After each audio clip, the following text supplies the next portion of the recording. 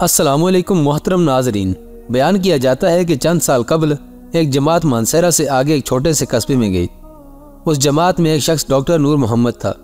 ان کا بیان ہے کہ مسجد سے باہر ادھر ادھر کافی لوگ فارغ بیٹھے تھے۔ ہم لوگ ان کے پاس گئے اور مسجد میں آنے کی دعوت دی تاکہ وہ تعلیم میں شریک ہو سکے۔ کچھ لوگ ہمارے ساتھ مسجد میں آنے پر تیار ہو گئے۔ ایک صاحب نے کہا کہ میں نماز کے وقت آؤں گا اور نماز کے بعد عذاب قبر کا ایک واقعہ آپ لوگوں کو سناؤں گا۔ چنانچہ ظہر کی نماز کے بعد یہ شخص ہمارے پاس بیٹھ گیا۔ اپنا تعارف کروایا کہ وہ ریٹائرڈ فوجی نوجوان تھا۔ اس فوجی کا بیان ہے کہ 1965 کی جنگ میں ایک قبر میں اسلحے کا ایک عارضی ذخیرہ یعنی ایک کیمپ لگایا گیا تھا اور کچھ نوجوانوں کے ساتھ اس فوجی کی ڈیوٹی تھی۔ دن کا وقت تھا اور کوئی خاص کام نہیں تھا، چنانچہ اس نے قبرستان میں گھومنا شروع کر دیا۔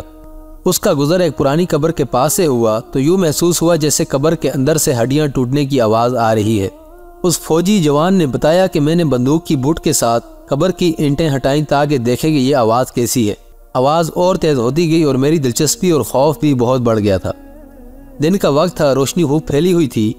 کیا دیکھتا ہوں کہ قبر کے اندر انسانی ہڈیوں کا ڈھانچہ پڑا ہوا ہے اور اس پر چوہے کی شکل کا ایک جانور بیٹھا ہوا ہے، اور جب وہ منہ اس ڈھانچے کے اوپر مارتا ہے تو سارا ڈھانچہ اکڑ جاتا ہے اور ہڈیوں کے ٹوٹنے اور چٹکنے کی آواز آتی ہے۔ میرے سامنے اس جانور نے 3 مرتبہ اپنا منہ ہڈی پر مارا۔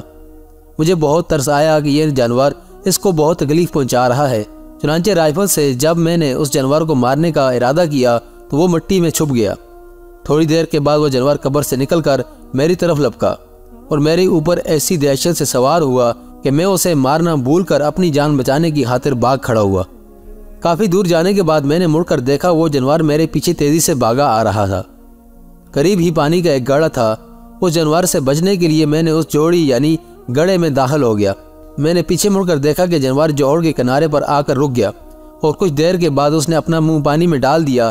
یکدم پانی کھولنے لگا۔ میں بھاگ کر جوڑ سے نکلا۔ میری ٹانگیں جل رہی تھیں، بہت جلد سرخ ہو چکی اور آبلے پڑ چکے تھے۔ درد کی شدت سے میرا چلنا محال ہو گیا تھا۔ میں نے اپنے ساتھی کو آواز دی تو جب میں نے پیچھے مڑ کر دیکھا تو کچھ نہ تھا بلکہ وہ جانور غائب ہو چکا تھا۔ چنانچہ مجھے ایبٹ آباد کے ہسپتال میں داخل کروا دیا گیا اور پھر وہاں سے راولپنڈی کے بڑے فوجی ہسپتال میں منتقل کر دیا گیا۔ میری ٹانگوں کا گوشت گلنا شروع ہو گیا تھا۔ ہر وقت بدبودار پیپ اور خون رستا رہتا تھا۔ کسی علاج سے افاقہ نہیں ہوا مگر مرض بڑھ گیا تھا۔ جیسے جیسے دوائی لگتی رہی ویسے ویسے جسم سے گوشت علیحدہ ہوتا گیا۔ اس وقت دونوں ٹانگوں کی صرف ہڈیاں بچ گئیں۔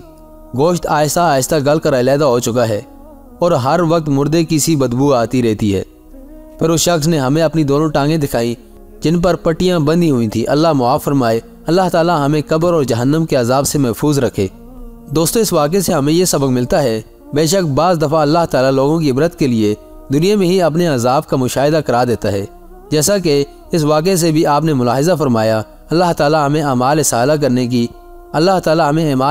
کرنے کی توفیق عطا فرمائے۔ آمین یا رب العالمین۔